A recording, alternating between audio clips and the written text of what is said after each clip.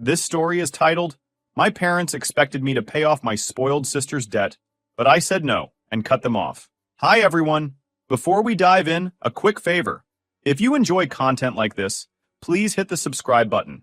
It's free, supports the channel, and make sure you never miss out on amazing videos. Alright, let's get started.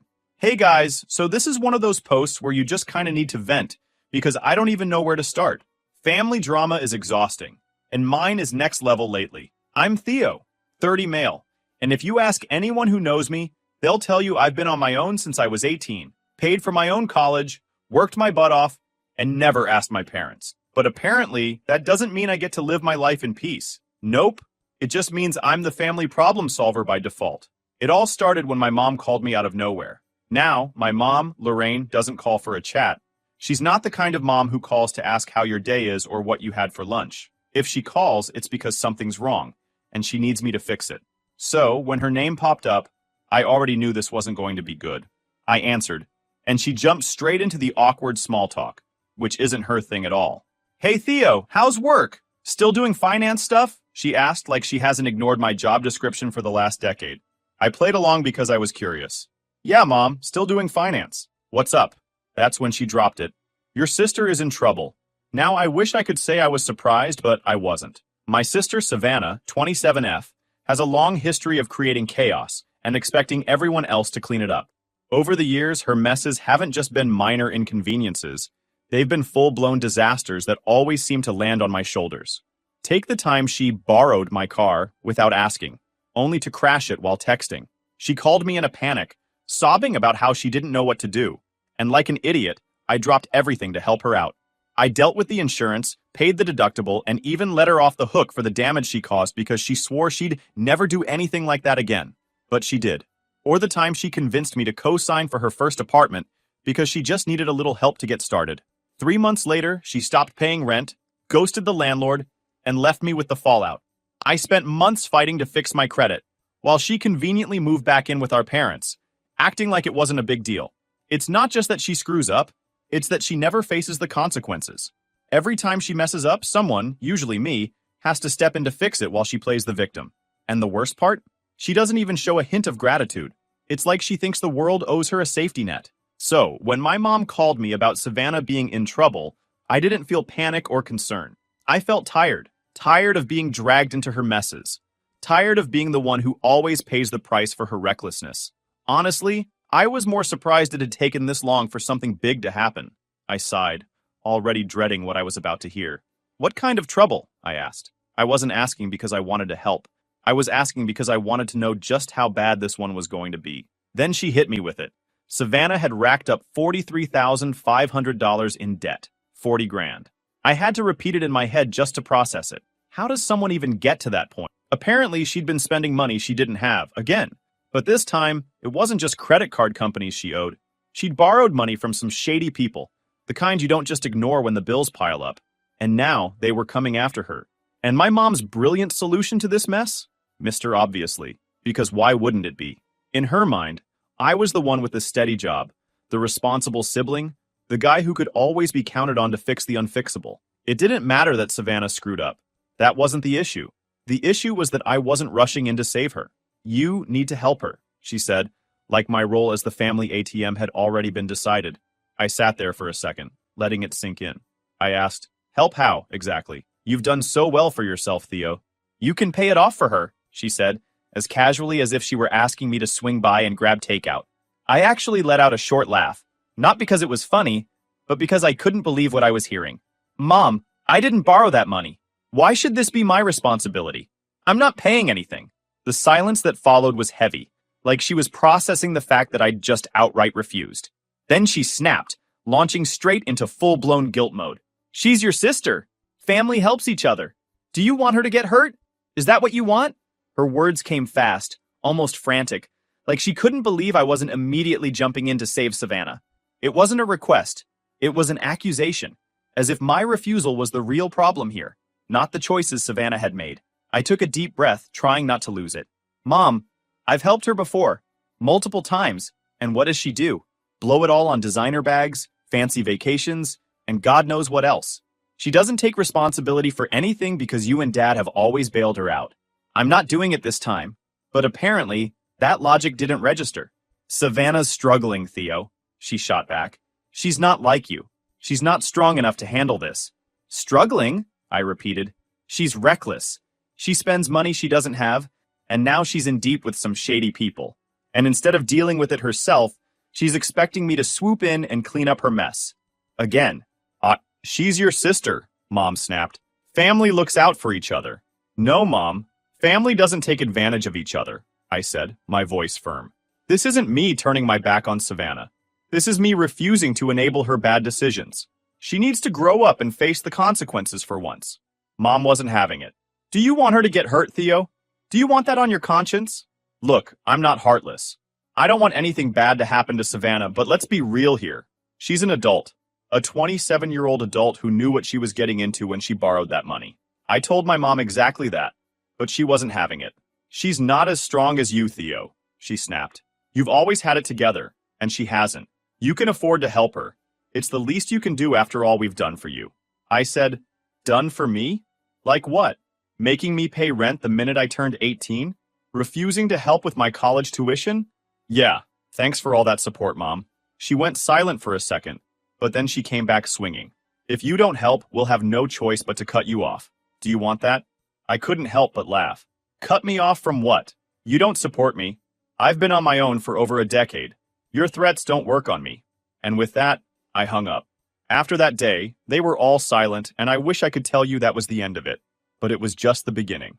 And the silence didn't last long. I guess I underestimated just how determined my mom could be when she wanted something. After I shut her and my dad down, they shifted gears. If the direct approach wasn't going to work, they were going to guilt me into submission. And when I say they went all out, I mean all out. It started with the texts. Simple at first. Messages like, I just don't understand how you can let this happen to your sister. Then, as the days went by, they got more dramatic. Do you know the kind of people Savannah is dealing with? They're dangerous, Theo. I can't sleep at night worrying about her. I ignored them at first because, honestly, I didn't have the energy to deal with the manipulation. But they didn't stop. Instead, Mom stepped it up with the voice messages. And let me tell you, she's got this talent for sounding like she's holding back tears, even when she's not. Theo, she said in one, Savannah might not make it out of this if you don't help. I don't think I can live with myself if something happens to her. It was like a masterclass in guilt tripping. If they gave out awards for this kind of thing, she'd be a 3-time champion by now. Then my dad, Marshall, decided to jump in.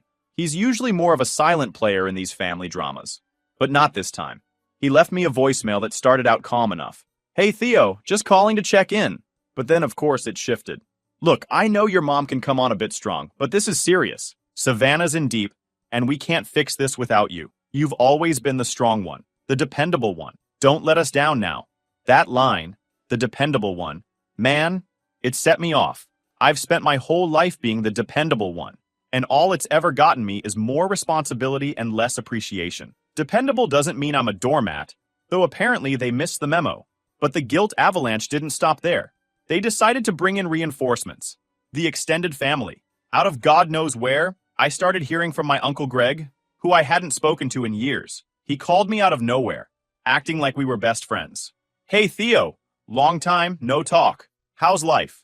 I knew immediately why he was calling, but I let him ramble for a bit before he got to the point. You know, family's important, he said, in that overly earnest tone people use when they're about to say something they know you won't like. And Savannah's just, she's struggling.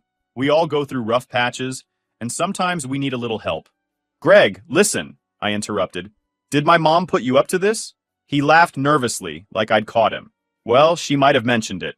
I didn't even let him finish. Look, I appreciate you reaching out, but I'm not paying Savannah's debt. It's not my responsibility. You'd think that would have been the end of it, but nope. The next day, it was my Aunt Deborah, then my cousin Emily. They all had the same script. Savannah's in trouble. She needs help, and I'm the only one who can save her. I don't understand why all of them are that concerned about Savannah. It's not like she's some helpless kid who made an honest mistake. She's a grown adult who spends money like it's Monopoly cash, and then acts shocked when the bill comes due. What made it worse was that none of them even tried to understand my side. When I explained that I wasn't willing to throw away $43,500 for someone else's mistakes, they acted like I was speaking another language. But she's your sister, they'd say. Like that was supposed to magically change my mind. The worst part, though, was the smear campaign.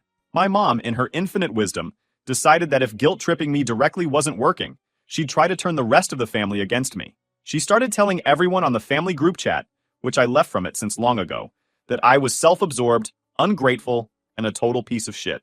According to her, I had forgotten where I came from and was too wrapped up in my fancy city life to care about my family. I found out about this when my cousin Ryan called me. He's one of the few family members I actually get along with, and he gave me the heads up.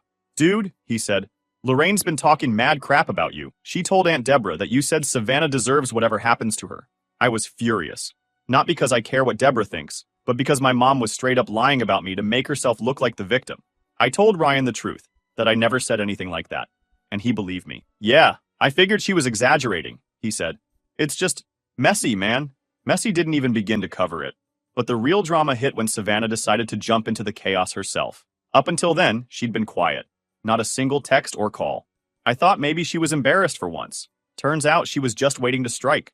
And when she did, it wasn't subtle. She texted me one night, and it wasn't a plea. It was an accusation. I can't believe how selfish you're being, Theo. You know I'm in serious trouble, and you're just sitting there doing nothing.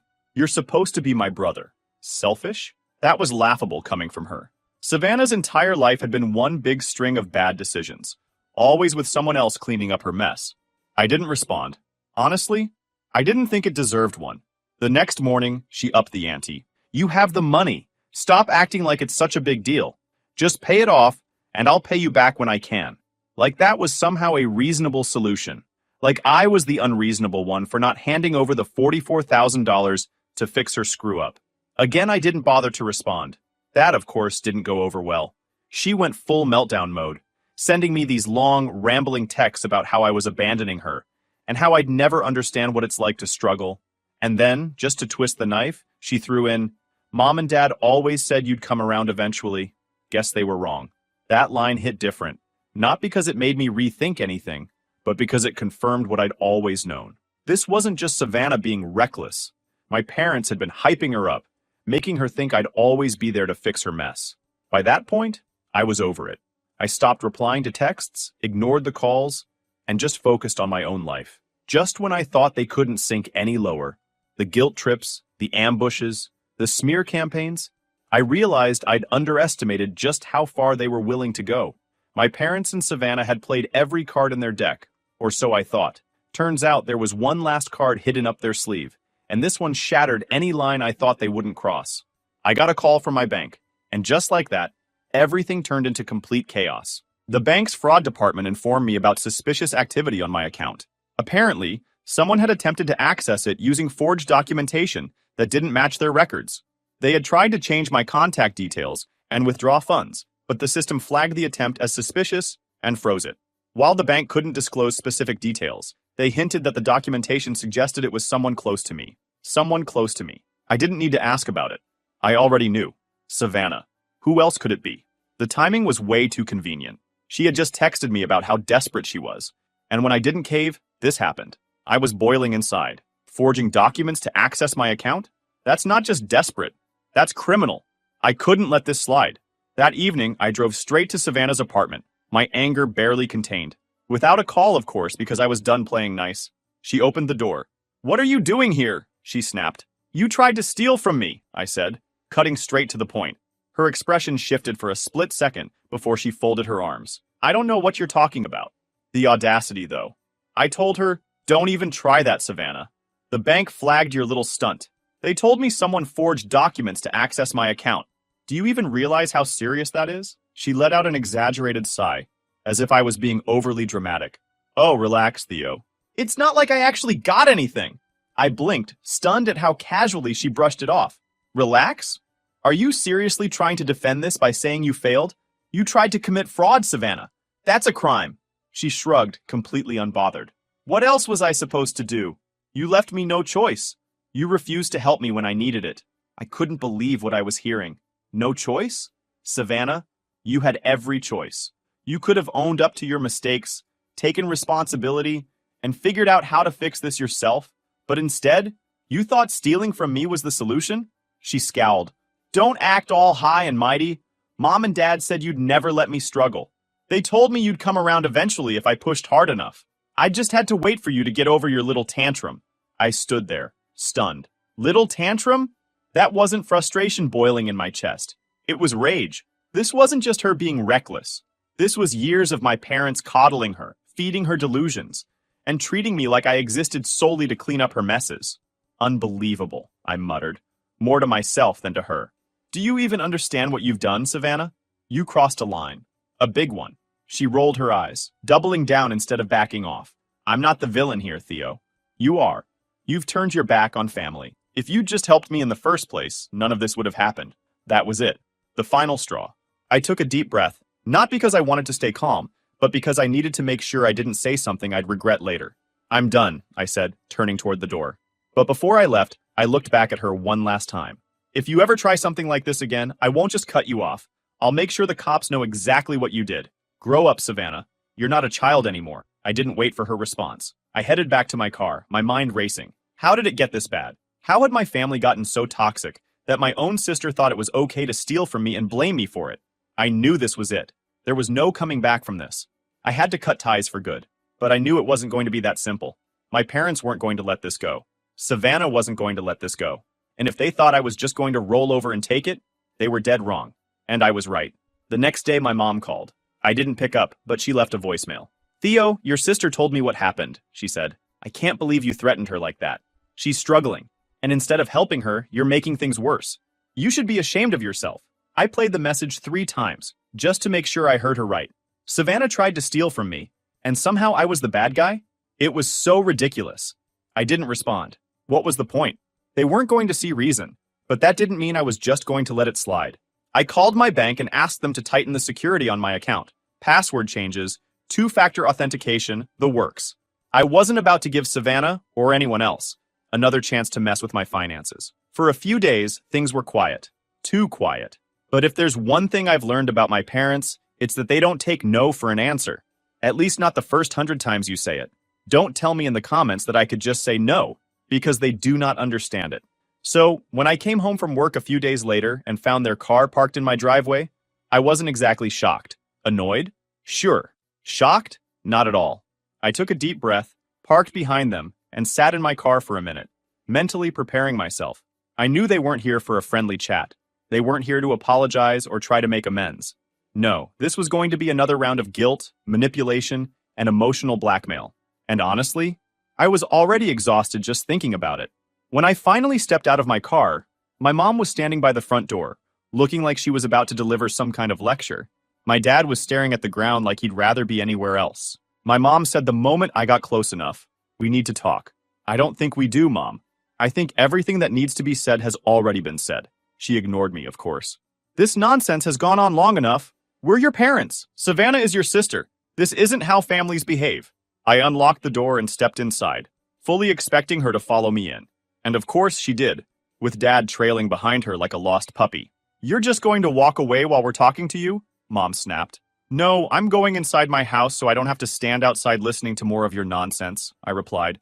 If you're going to lecture me, you might as well do it where I'm comfortable. She didn't appreciate my tone, but honestly, I didn't care. She'd already crossed every boundary I'd tried to set, so why bother pretending I was okay with this? My mom wasted no time jumping into her usual spiel. Theo, you need to stop this stubbornness. Savannah is struggling, and it's your responsibility as her brother to help her. She's family. Yeah, family. I totally get it. So I said, let me tell you something about family, Mom. Family doesn't lie, steal, and manipulate to get what they want. Family doesn't expect one person to sacrifice everything while someone else coasts through life without consequences. So don't come in here lecturing me about family. My dad finally spoke up. This isn't about taking sides, Theo. It's about fixing things. You're the only one who can do that. I laughed bitterly. Fix things? You mean like paying off Savannah's debt? Covering for her fraud attempt? Letting her get away with everything like she always does? Yeah, no thanks. I'm done fixing things for her.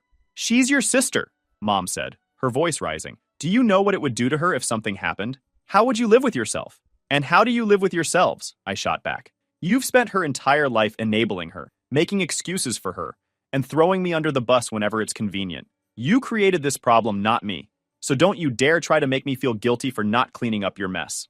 Mom's face turned red.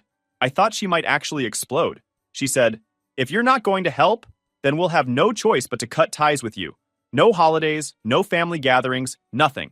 I stared at her, trying to decide if she really thought that was a threat. Mom, I've been on my own my whole life. You cutting me off is like firing someone who already quit. She opened her mouth to argue, but Dad cut her off. Lorraine, stop. This isn't helping. He turned to me, his expression softer.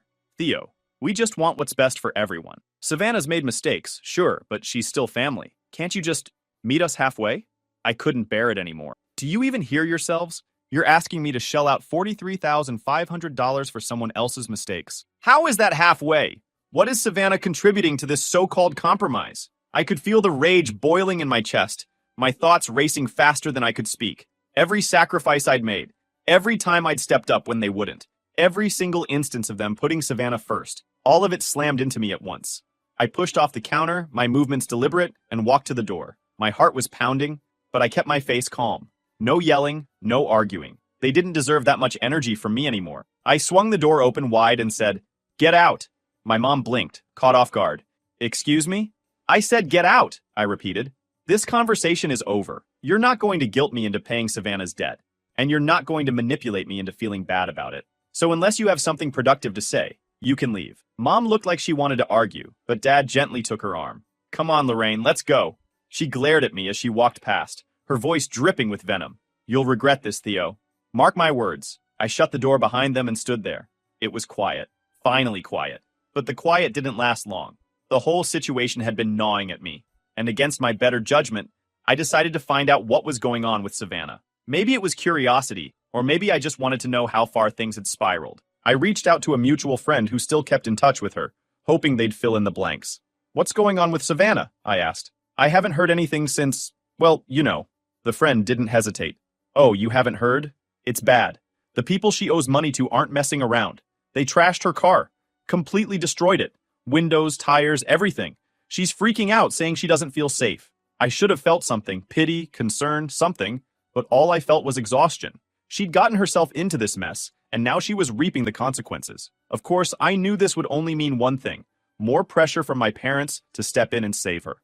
A few days passed, and still no direct contact from Savannah or my parents, just silence. It felt strange, like the calm before a storm. And sure enough, the storm came. A letter from a lawyer. When I opened it, I couldn't believe what I was reading. My parents were threatening legal action, claiming I had a moral obligation to support my family. They wanted me to pay Savannah's debt, and they were actually willing to take me to court over it. I couldn't believe it. After everything they'd already done, they were willing to go this far? Part of me wanted to laugh at the absurdity of it all, but mostly I just felt numb. This wasn't a family anymore. It was a battleground, and I was done fighting. Or, what baffled me is the sheer audacity of it all. It was almost impressive. Look how silly it sounds, my own parents, threatening legal action because I wouldn't clean up Savannah's $43,500 mess. It was like they'd thrown out any remaining pretense of being a family and replaced it with outright hostility. I didn't need to think twice about what to do next. The first call I made was to my lawyer, who, thankfully, has a good sense of humor. When I explained the situation, he chuckled and said, "Theo, they don't have a leg to stand on. Let them file if they want.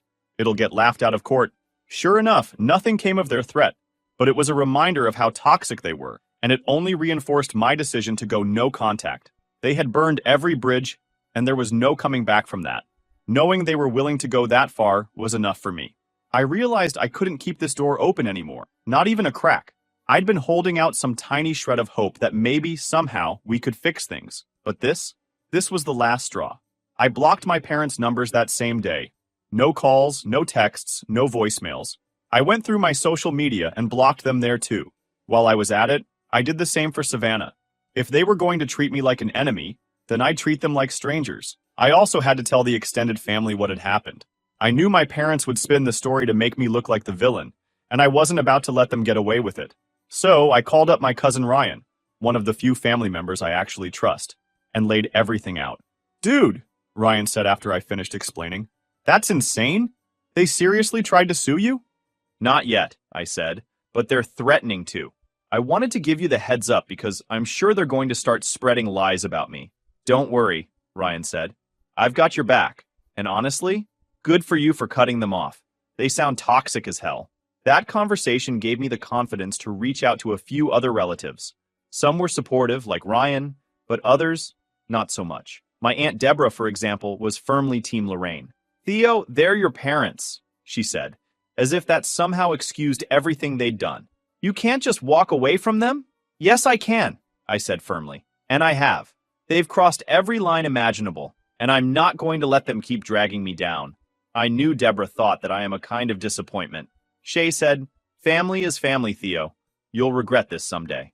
Maybe, I said, even though I didn't believe it. But for now, I'm choosing peace. And peace was exactly what I got. Only for a few days, though.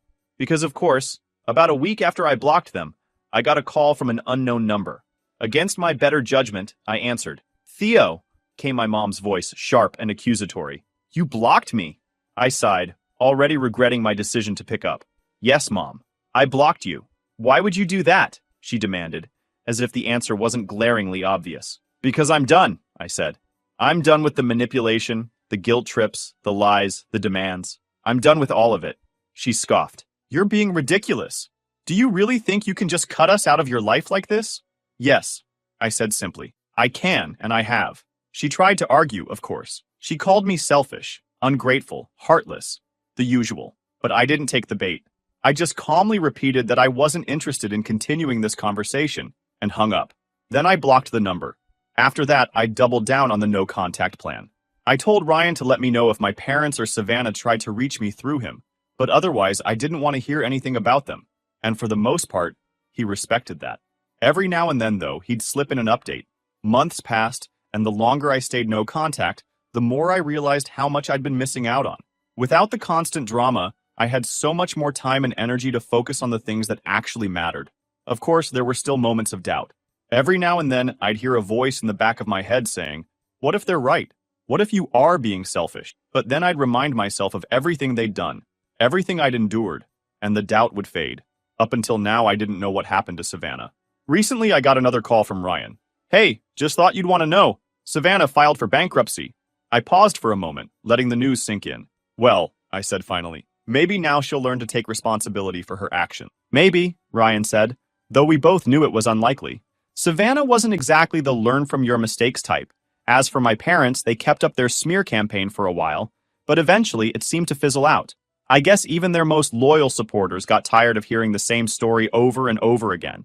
By the time the holidays rolled around, I felt some kind of relief, because I knew I wouldn't have to spend Christmas pretending everything was fine when it wasn't. Instead, I spent the holidays with friends, my chosen family, and for the first time in years, I didn't feel like I was walking on eggshells. I could just be myself, without the constant weight of my parents' expectations or Savannah's demands dragging me down. Cutting them off wasn't easy. It was one of the hardest decisions I've ever made.